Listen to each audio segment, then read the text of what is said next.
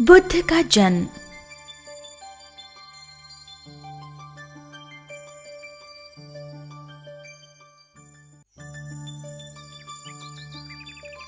कपिलवस्तु एक सुंदर शहर जिस पर प्रकृति का वरद हस्त था।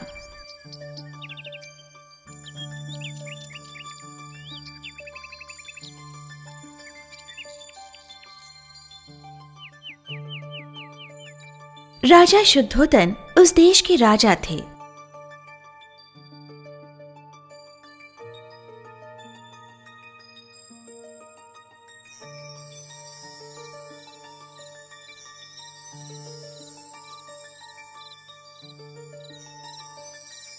एक दिन रानी महामाया को एक अजीब सपना आया।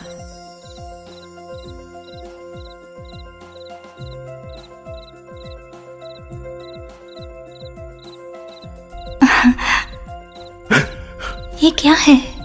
रानी उठो। हाँ? क्या हुआ रानी?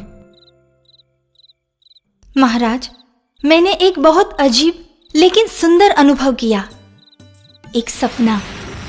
आकाश से एक तेजस्वी प्रकाश हमारे महल में आया।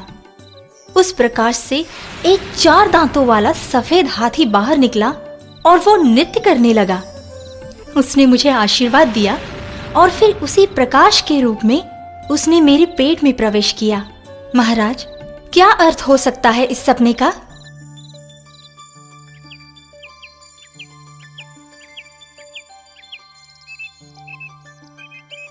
अगले दिन शुद्धोदन ने अपने दरबार के बुद्धिमान लोगों को महारानी के सपने का अर्थ समझाने के लिए कहा। महाराज, महारानी का सपना यकीनन एक सुलक्षणी घटना है। महारानी एक ऐसे पुत्र को जन्म देंगी जो संसार में एक महान व्यक्ति के रूप में उभर आएगा और सारे संसार को इस अनोखे बच्चे से असीम लाभ होगा। उस अद्भुत बालक के आगमन की वार्ता से सारे राज परिवार में खुशी फैल गई।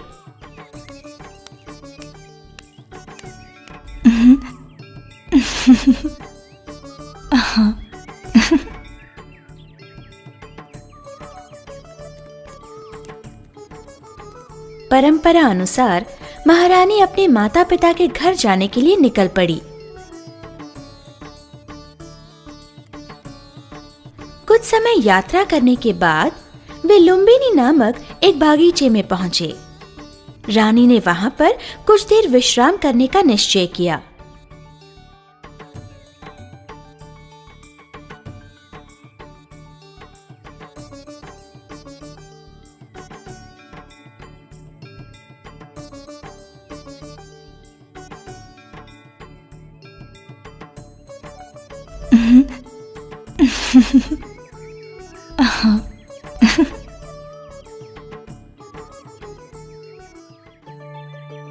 कुछ समय बाद उस सुंदर बागीचे में रानी ने एक बहुत ही सुंदर बच्चे को जन्म दिया।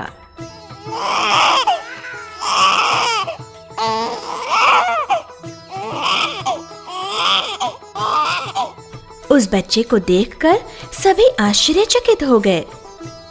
अपने जन्म के कुछ क्षणों बाद ही उस बच्चे ने चलना शुरू किया।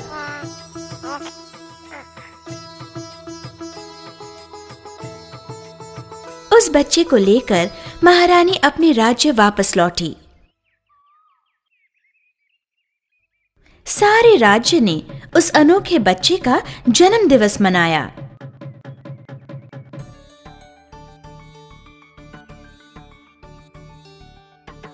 अपने पुत्र का नाम शुद्धोदन ने सिद्धार्थ रखा।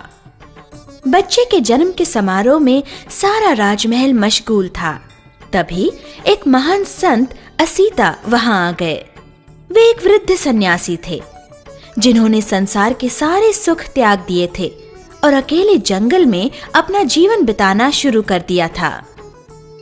राजदंपति ने उनका बहुत आदर और प्रेम से स्वागत और सम्मान किया। हे राजन, ये कोई सामान्य बच्चा नहीं है। इसका जन्म इस संसार पर राज करने के लिए हुआ है, एक राजा के रूप में नहीं बल्कि एक आध्यात्मिक गुरु के रूप में। नहीं, वो एक राजा के रूप में इस राज्य पर, इस संसार पर राज करेगा। वो कभी आध्यात्मिक नहीं बनेगा। सिर्फ यही नहीं महारानी, क्षमा करें, लेकिन आज से कुछ ही दिनों में आप इस मृत्युलोक को छोड़कर स्वर्गवासी हो जाएंगी। कौन है वहां पर? इस सन्यासी को बाहर निकालो।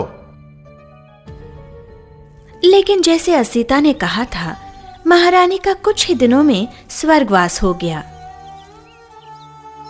महारानी की बहन ने सिद्धार्थ की अपने बच्चे की तरह देखभाल की।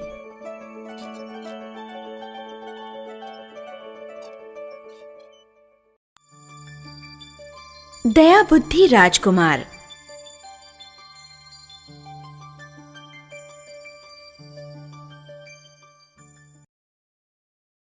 दिन गुजरते गए और सिद्धार्थ बड़ा होकर एक बुद्धिमान युवक बन गया। उसे शिक्षा देने वाले उसके गुरु एक दिन राजा शुद्धोधन से मिलने आए। महाराज, सिद्धार्थ को मैंने सारी विद्या दे दी है। उसे अब सारी विद्याएं अवगत हैं। विशेष बात तो यह है कि मैंने उससे भी बहुत सारी चीजें सीखी हैं जो मुझे पता नहीं थी। ये बात सुनकर शुद्धोधन को अपने पुत्र पर गर्व महसूस हुआ। सिद्धार्थ अन्य बच्चों जैसा नहीं था। वो कभी भी अपना समय खेलने में या दूसरे बच्चों से झगड़ा करने में व्यर्थ नहीं करता था। ज्यादा से ज्यादा समय वो अकेले रहना पसंद करता था। राजबागीचे में पशु पक्षियों के साथ खेलना उसे ज्यादा पसंद था।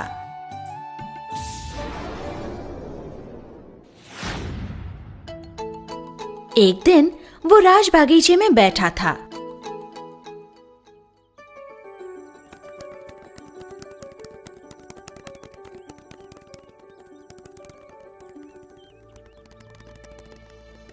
तभी अचानक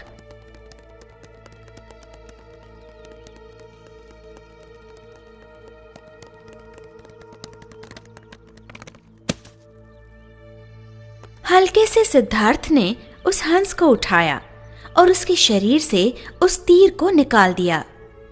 जब वो हंस को हल्के से थपथपा रहा था,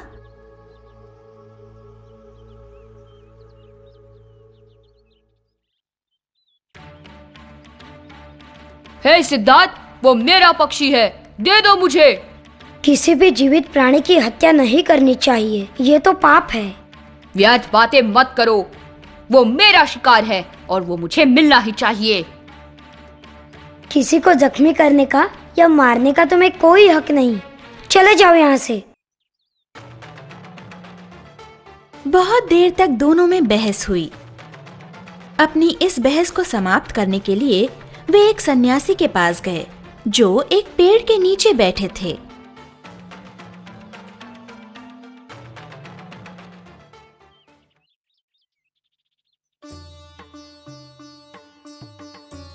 बोलो बच्चों, तुम यहां क्यों आए हो? उन दोनों ने घटी हुई घटना उस सन्यासी को बताई।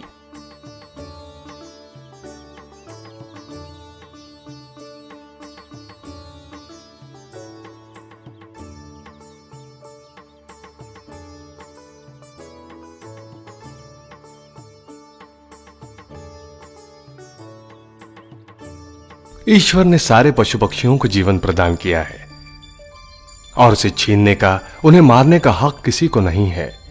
इसीलिए यह हंस उसे बचाने वाले का है, उसे मारने वाले का नहीं। सिद्धार्थ, ये हंस तुम्हारा है। तुम उसके साथ अपनी मर्जी के अनुसार बर्ताव कर सकते हो और साथ ही तुम देवदत्त को भी क्षमा कर दो। उन दोनों ने सन्यासी के अभिनिर्णय को मान लिया।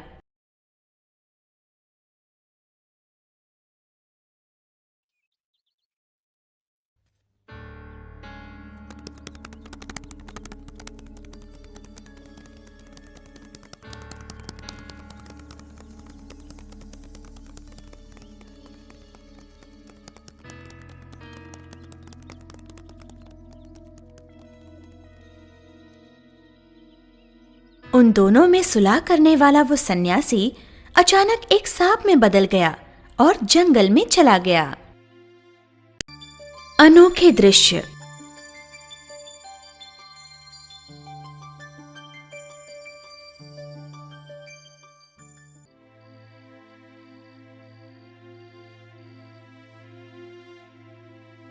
एक दिन रात भोजन के बाद सिद्धार्थ ने एक सुंदर गीत सुना।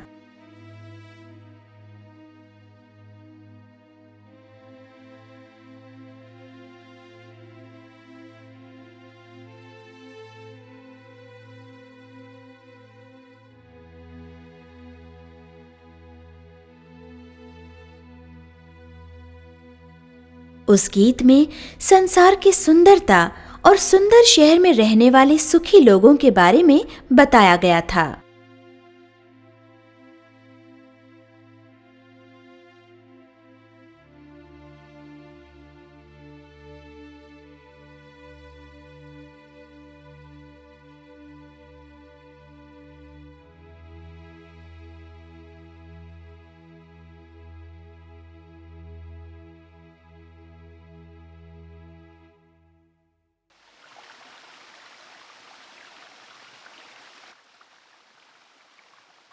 पिताजी, मैं इस राज बगीचे से बाहर की दुनिया देखना चाहता हूं। कृपया मुझे आज्ञा दीजिए। सुनो पुत्र, तुम बहुत दयालु हृदय के हो। बाहर की दुनिया की असलियत तुम्हें दुख पहुंचाएगी। बाहर जाने की अपनी जिद छोड़ दो। किंतु मैं अपने नागरिकों से मिलना चाहता हूं। मैं उनका असली जीवन देखना चाहता हूं, अनुभव करना चाहता हूं। इस राजमहल के बाहर फैले हुए जग का मुझे आनंद लेने दीजिए। कृपया मुझे जाने की आज्ञा दीजिए पिताजी। ठीक है पुत्र, जैसी तुम्हारी इच्छा। उसी वक्त शुद्धोदन ने मंत्री को बुलाया। मंत्री जी, कल सिद्धार्थ बाहर शहर में घूमने जाने वाला है। हमें बहुत सावधानी बरतनी पड़ेगी। सारे शहर में सिर्फ खुशी ही दिखनी चाहिए। सारे घरों को सजाओ। वृद्ध, बीमार तथा मृत लोगों को नगर से बाहर कर दो। शहर को बहुत सुंदर और सजा कर रखो। ये हमारी आज्ञा है। सारे शहर में घोषित कर दो। सुनो सुनो, कल राजकुमार सिद्धार्थ नगर में आने वाले हैं। उस समय सारे लोग अपने अपने घरों को सजा के रखे। राजकुमार के सामने कोई भी वृद्ध, बीमार या मृत आदमी नहीं दिखना चाहिए, वरना कड़ी सजा मिलेगी। ये राजा की आज्ञा है।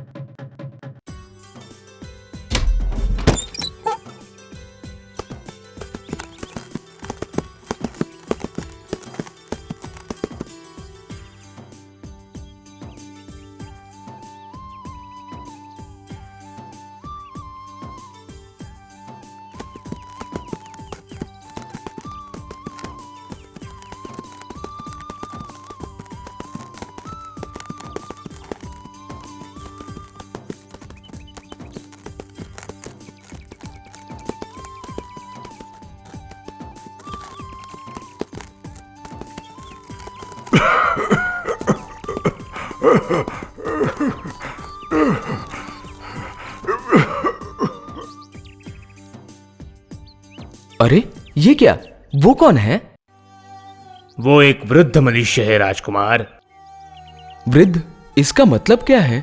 हम सभी को इस अवस्था से गुजरना पड़ता है राजकुमार। राजकुमार, कृपया रुकिए, मत जाइए वहां। कौन है वो? और वो रो क्यों रहा है? वो बीमार है और दुख से मृत्यु की प्रतीक्षा कर रहा है। मृत्यु का मतलब क्या है? मृत्यु हमारी जीवन की आखिरी कड़ी है राजकुमार, और हम सभी को एक न एक दिन उसे सहना है। हम सभी को? मतलब हमारे राजा, मैं और यशोधरा भी? हाँ राजकुमार, सभी को।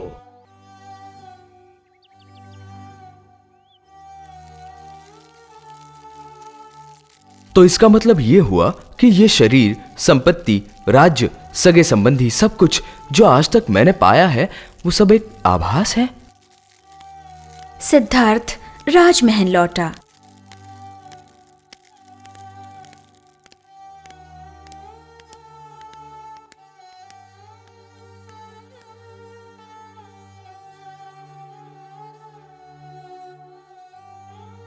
लेकिन देखी हुई घटना के पश्चात उसका मन बहुत अस्वस्थ था।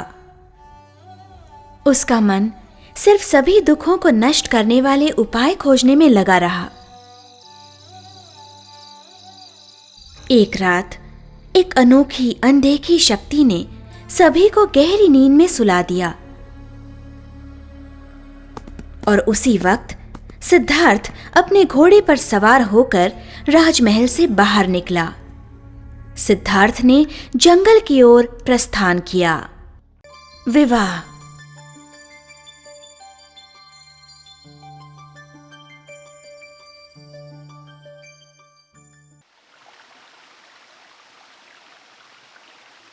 कई वर्ष बीत गए और सिद्धार्थ बड़ा होकर एक बहुत प्रसिद्ध व्यक्ति बन गया जिसे सभी लोग चाहते थे। वो बहुत दयालु व्यक्ति था जिसे शांति पसंद थी और वो हिंसा के विरुद्ध था। अपने पुत्र के स्वभाव के कारण राजा शुद्धोधन चिंता में पड़ गए। सिद्धार्थ तो बहुत ही दयालु और संवेदनशील है। मैं तो उसे एक महान राजा बनाना चाहता हूं और राजा को कठोर और साहसी होना जरूरी है। एक महान राजा की शिक्षा लेने के बजाय उसे तो बगीचे में अकेले ही बैठना ज्यादा पसंद है। आप चिंता न कीजिए महाराज। राजकुमार को उसके सपने से बाहर निकालने के लिए उसका विवाह करना जरूरी है। उसके बाद वो इस संसार का असली रूप जान जाएगा। अगर उसे सुंदर और बुद्धिमान पत्नी मिली तो आपकी चिंता दूर हो जाएगी। तुम ठीक कहते हो। ठीक है, राजकुमार के विवाह का प्रबंध करो। शुद्धोधन ने अपने पड़ोसी देश के राजा सुप्रबुद्ध को संदेश भेजा, लेकिन सुप्रबुद्ध ने जवाब दिया कि उसकी कन्या से विवाह करने के लिए एक से बढ़कर एक युवक तैयार हैं। अगर सिद्धार्थ उसे विवाह करना चाहता है तो उसे उन सारे युवकों से मुकाबला करना होगा। सिद्धार्थ ने उस स्वयंवर में हिस्सा लिया। तलवारबाजी, तीरंदाजी और घुड़सवारी, इन सभी में जीतकर उसने राजकुमारी यशोधरा से विवाह कर लिया। अपने पुत्र के विवाह पर शुद्धोधन ने 3 महल सिद्धार्थ को भेंट दिए। तीनों महल बहुत सुंदर बागीचे में बसे हुए थे। उन तीनों महलों की दीवारें ऊंची ऊंची थी ताकि कोई भी अप्रिय घटना या दृश्य राजकुमार तक नहीं पहुंचे। राजकुमार को सर्वोत्कृष्ट भोजन दिया जाता था। सर्वोत्कृष्ट गायक और नर्तिका राजकुमार को बाहरी दुनिया से दूर रखते थे। कई सालों तक सिद्धार्थ इस प्रकार का विलासी जीवन जीता रहा। बाहर की असली दुनिया से वो बहुत दूर था।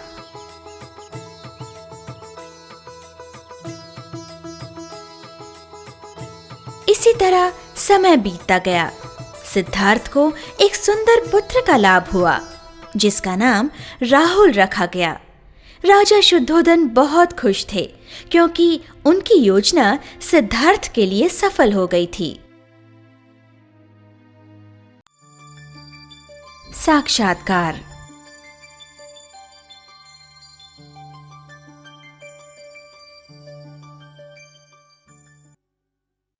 संसार के सारे दुखों को नष्ट करने के निश्चय से सिद्धार्थ ने अपनी यात्रा शुरू की। उसने अपना राजवेश, अलंकार, यहाँ तक कि अपने बाल भी निकाल दिए और एक सन्यासी के वेश में वो जंगल की ओर निकल पड़ा। रास्ते में वो कई सन्यासियों से मिला। दिन ऐसे ही गुजरते गए। सिद्धार्थ अब मगध राज्य के जंगल में पहुंचा। वहां वो एक सन्यासी आरदा से मिला और उनका शिष्य बन गया।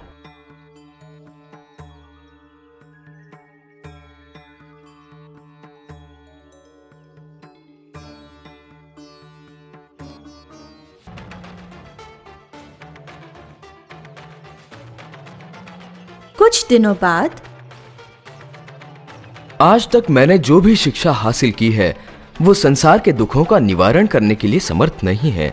अब मुझे मेरा रास्ता खुद ही ढूंढना होगा। उसने फिर से अपनी यात्रा शुरू कर दी। सिद्धार्थ अब गया नामक स्थान पर जा पहुंचा। वहां उसने बहुत कठोर तपश्चर्या की।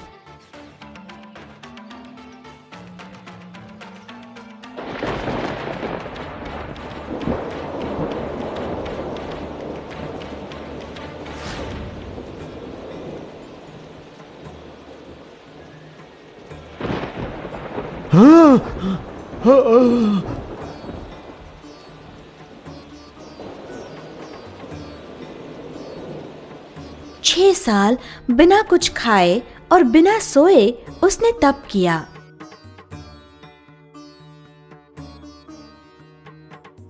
सिद्धार्थ तप की वजह से सिर्फ एक अस्थि पंजर बनकर रह गया था। उस समय सुजाता नामक एक औरत ने, जो एक गड़ियारे की पत्नी थी, उसे भोजन लाकर दिया।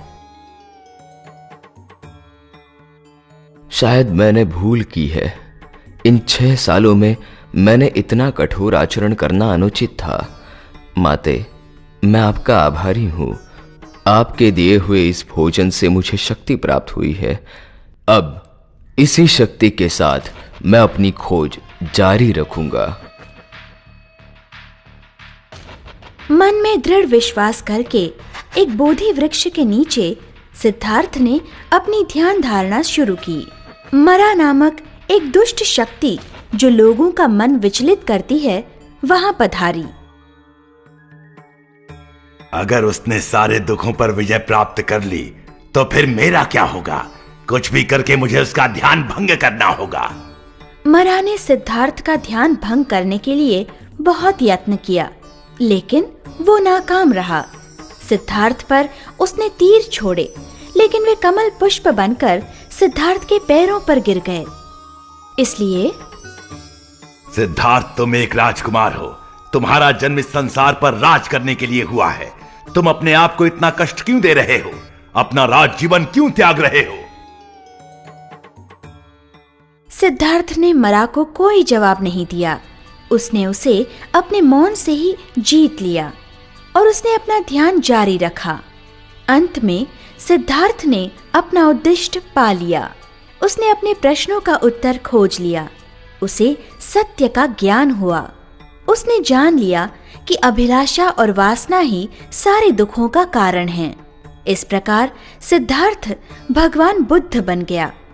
सभी दुखों का अंत करने के लिए उसने मध्यम मार्ग चुना। उसने धीरे से अपनी आंखें खोली। सभी तरफ उसने शांति महसूस की। उसने अपने ज्ञान की शिक्षा संसार के लोगों को देने का निश्चय किया। इसीलिए वो बनारस पहुंचा। वहां पर उसने लोगों को उपदेश देना शुरू किया। उसके बाद वो अन्य कई जगहों पर गया और सारे संसार में उसके उपदेश फैलने लगे। असंख्य लोग उसके उपदेशों के भक्त बन गए। एक दिन भगवान बुद्ध जंगल से गुजर रहे थे। हे, रुको! सुनो बेटा, शांत हो जाओ। अब मैं तुम्हें मार डालूंगा और तुम्हारा अंगूठा काट कर गले में पहनूंगा। बेटा, तुम सभी लोगों के प्रति प्रेम पूर्ण आचरण क्यों नहीं रखते? बुद्ध ने उसे उपदेश करना शुरू किया और अंगुलीमाल ने उस उपदेशों द्वारा अंतिम सत्य जान लिया। अंगुलीमाल उनके चरणों पर गिर गया और उनकी पूजा करने लगा। बुद्ध के उपदेशों से छोटे बड़े, राजा तथा सामान्य प्रजा सभी प्रभावित हो गए। सिर्फ भारतवर्ष में ही नहीं, बल्कि Singapore, Malaysia, Sri Lanka, Thailand, Philippines, Japan और चीन में भी बौद्ध धर्म का प्रसार होने लगा।